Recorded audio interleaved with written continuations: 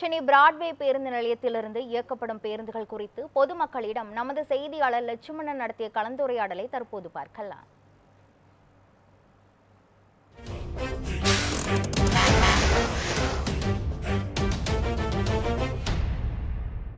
சென்னை புறநகர் பகுதிகளில் முறையான பேருந்து வசதி இருக்கிறதா என்பது குறித்து இன்று முழுவதும் பார்த்தோமென்றால் நமது நியூஸ் 7 தமிழ் மூலம் கலாய்வு மேற்கொண்டு வருகிறோம். அந்த வகையில் பார்த்தோமென்றால் இந்த மாநகர போக்குவரத்து கழகம் சார்பாக சென்னை புறநகர் பகுதிகள் முழுவதுமே முறையான பேருந்துகள் இயக்கப்படுகிறதா, மேலும் அந்த இயக்கப்படும் பேருந்துகள் பொறுத்தவரையுமே பாதுகாப்பான முறையில் இருக்கிறதா என்பது குறித்து தொடர்ந்து பொதுமக்களிடம் நம்ம கேட்டு தெரிஞ்சுக்கொள்ளலாம்.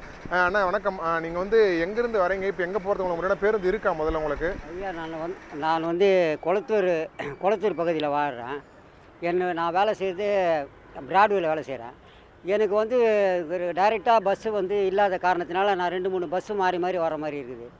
ரெண்டாவது, அனைத்து பகுதிகள்லேயும் பேருந்து போக்குவரத்து பஸ்ஸு கொஞ்சம் நிறைய சரியான முறையில் இல்லாத காரணத்தினால மக்களுக்கு தேவையான அளவுக்கு நல்ல போக்குவரத்தையும் நல்ல பஸ் வசதியும் கொடுத்து எல்லா பயணிகளும் நல்ல மாதிரியான முறையில் பயணம் செய்யணும். ரெண்டாவது, சில பஸ்ஸுங்களில் டோரு கதவெல்லாம் சரியில்லை, சில சீட்டுக்கு இருக்கைகள் சரியில்லை.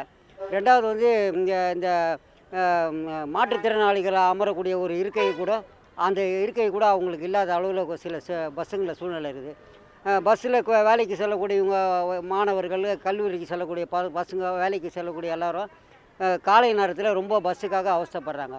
அதால் அதிக பேருந்து வசதி ஏற்பாடு பண்ணி இந்த தமிழகத்துக்கு நீங்கள் கொஞ்சம் நல்ல ஒரு வளர்ச்சியை கொடுத்தீங்கன்னா நல்லாயிருக்கும்னு சொல்லிட்டு நாங்கள் ரொம்ப உங்கள்கிட்ட தாழ்மையான வேண்டுகோளை அதை வைக்கிறேன் ஐயா.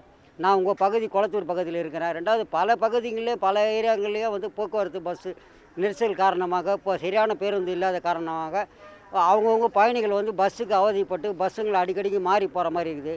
நான் பஸ் பாஸ் எடுத்து வர்றதுனால நான் எப்படியோ மாறி மாறி வரேன்.